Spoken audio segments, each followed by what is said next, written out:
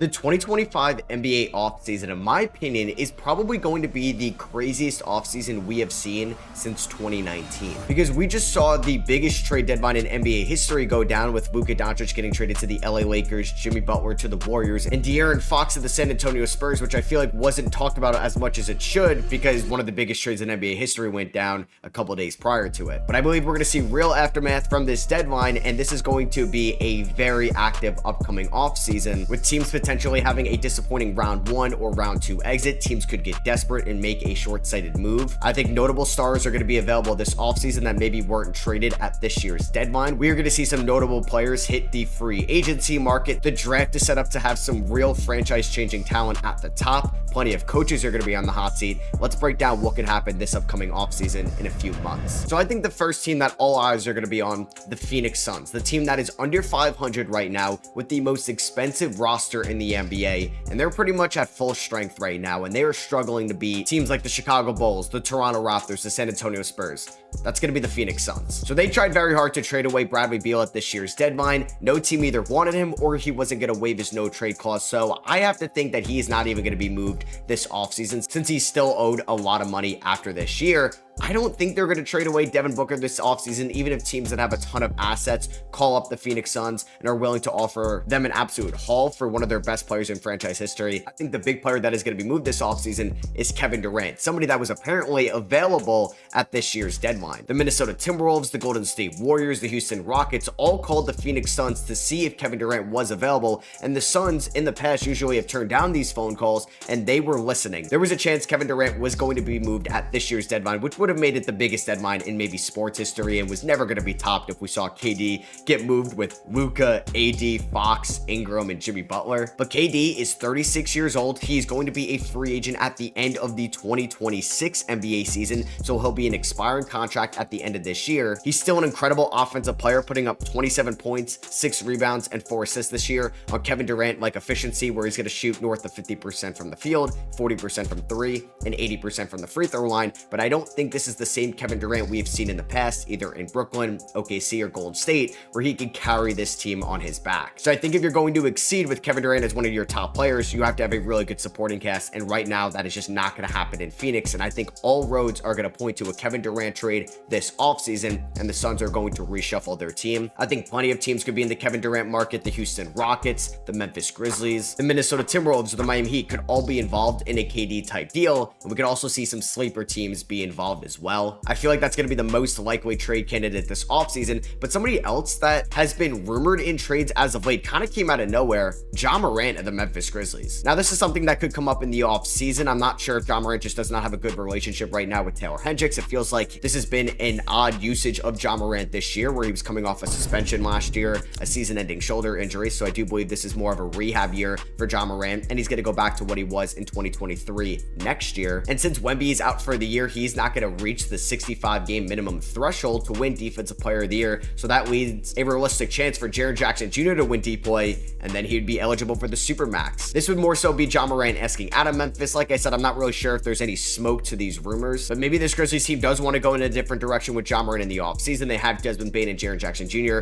Ja Morant is 25 years old. You'd most likely get a haul for him this upcoming offseason, so it's definitely somebody just to keep an eye on. This player has basically been in trade conversations every single year since 2020. There was a brief break in 2021 when they won the NBA Finals, but Giannis Antetokounmpo in Milwaukee. It was kind of odd after Luka Doncic got traded to the Lakers. Giannis said that, yeah, we want to see these international stars play in the biggest markets. That's Luka in LA or Jokic in New York. Well, Giannis, you're one of the biggest international stars as well. Do you not want to play in a smaller market like Milwaukee? And the Bucks are in a tough spot right now. They are the 4th seed in the Eastern Conference. They've had their fair share of injuries. They traded away a notable franchise player at the deadline, Chris Middleton. He got sent to the Washington Wizards for Kyle Kuzma. I do think the Milwaukee Bucks can win a playoff series this year if they go up against an Indiana, a Detroit, or a New York, but I really struggle to see this team beating Boston or Cleveland in round number 2 or in the Eastern Conference Finals. So if there is a disappointing playoff exit, what does Milwaukee do this offseason? Bobby Portis and Brook Lopez are going to be free agents. Damian Lillard isn't getting any younger. Could there be a potential Giannis Antetokounmpo trade request this offseason? He is under contract for the next 2 years, so the Bucks definitely don't have to trade him. It's just another name to keep an eye on. I thought the Atlanta Hawks had an odd trade deadline where they traded away DeAndre Hunter to the Cleveland Cavaliers for a team that does not own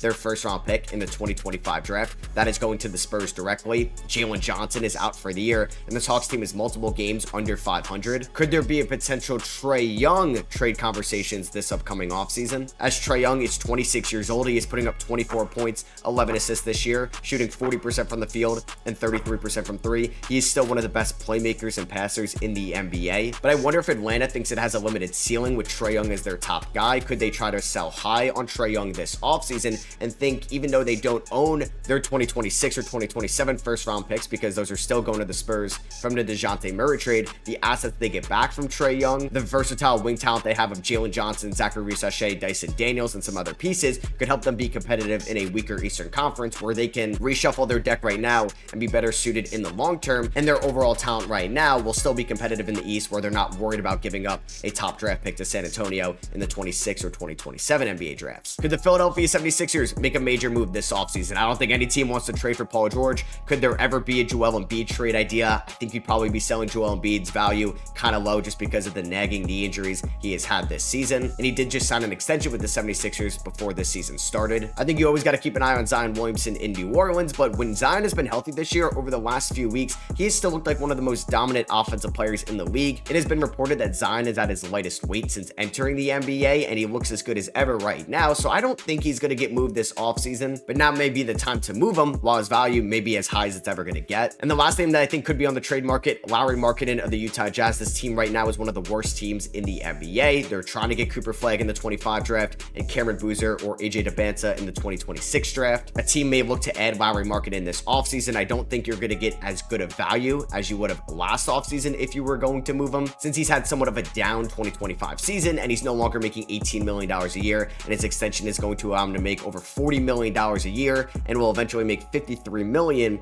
in 2029 when he's 32 years old, but he's still in his prime. There will be a market for Markkanen if the Jazz were to make him available. On to free agency. LeBron James will be a free agent. He's not leaving the Lakers, but we're going to be looking at a new LeBron contract this coming offseason. I wonder if he would take a little bit of a pay cut for the Lakers to get a little bit more flexibility this offseason when they're trying to add a player on the margins. Kyrie Irving can be a free agent as well. How does he feel about the Luka Doncic trade? You never know with Kyrie. What if he opts out of his player option and leaves? Now, I don't think that's going to happen. I think he's going to go back to the Dallas Mavericks, but you never know. James Harden has a player option that he could opt out of. He was an all-star this year. I wonder if there could be a new contract in LA. Russell Westbrook could be a free agent. Could he opt out of his player option in Denver? I'd like to see him go back to the Nuggets because this has been the best and most entertaining Russell Westbrook we have seen since the Washington Wizards days back in 2021. Miles Turner could be an unrestricted free agent. You never know what can happen if he hits the open market. A ton of teams have been trying to trade for Miles Turner basically for the last 5+ years, and there could be maybe a disappointing ending playoff-wise in Indiana this year. A ton of 2021 draft picks are going to be restricted free agents. Jonathan Kuminga of the Golden State Warriors, Josh Giddey, who's been playing very well as of late for the Chicago Bulls, and Cam Thomas of the Brooklyn Nets. Are they going to go back to the teams that they're currently on right now? Could there be a sign and trade this offseason? And John Collins and Naz Reid could be free agents as well. Some really good floor spacing bigs that would definitely have a robust market. How about the 2025 draft, where there could be some franchise changing talent at the top? Teams right now are tanking hard for Cooper Flagg, who has been one of the best players in all of college basketball this year as a freshman, a true elite two-way prospect. And whoever wins the lottery is going to get a franchise changing talent, in my opinion, someone that could switch and guard multiple defenders. He's got a good looking jumper right now. He could score inside. He could finish at the rim, and your championship window can completely change over the next 5 years if you do get lucky in the 2025 lottery, because Cooper Flagg is as good of a college prospect we have seen maybe since Zion Williamson at Duke back in 2019. It's not the end of the world if you don't get the #1 overall pick, because Dylan Harper has been one of the best guards in all of college basketball this year, currently at Rutgers. He reminds me a little bit of what Cade Cunningham was at Oklahoma State. Dylan Harper is averaging 19 points this year, 4 rebounds and 4 assists. He could finish at the rim. He's got a great ball handle. He can navigate ball screens. He can attack closeouts. And maybe he's no Cooper Flagg in terms of ceiling in the NBA, but he's not far behind him. And then Ace Bailey, what he could be at 6'10", that can handle the ball like a guard, that could finish over any defender in college basketball right now. He's a polarizing prospect on so many levels. And then you have some good guys that could fill in the holes on your team, like VJ Edgecombe at Baylor, who is one of the best defenders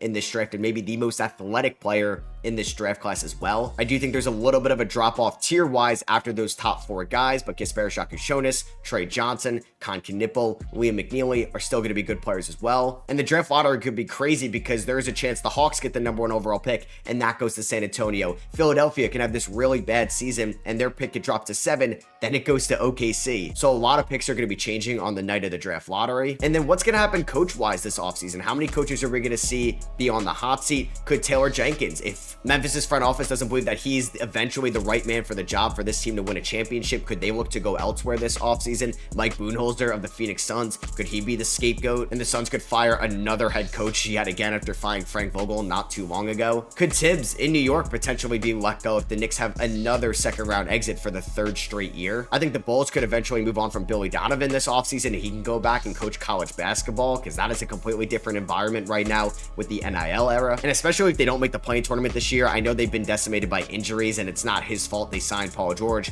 but could Nick Nurse be let go in Philadelphia? So yeah, I think this is going to be a crazy 2025 offseason. I think we're going to see notable trades, free agency signings, teams taking hard to get a top pick in the 2025 draft, and coaches could change up as well. And there's probably some other players that are going to be moved this offseason that I didn't even mention in this video. So I think over the next few weeks, as we get towards the end of the NBA regular season, we see where teams finish out, what's the overall vibe in their current situation right now, and do they have a disappointing playoff exit? A lot of that could affect the 2025 offseason. So let me know a name that you think could potentially be moved on this offseason, or maybe there was a name I talked about in this video that you think has no chance on leaving their current team in this offseason, or maybe you just want to give me a head coach take or an NBA draft take. Let me know down below. If you did enjoy, I would appreciate you dropping a thumbs up, hit that subscribe button if you were not already, and I'll catch y'all on the next one. Peace.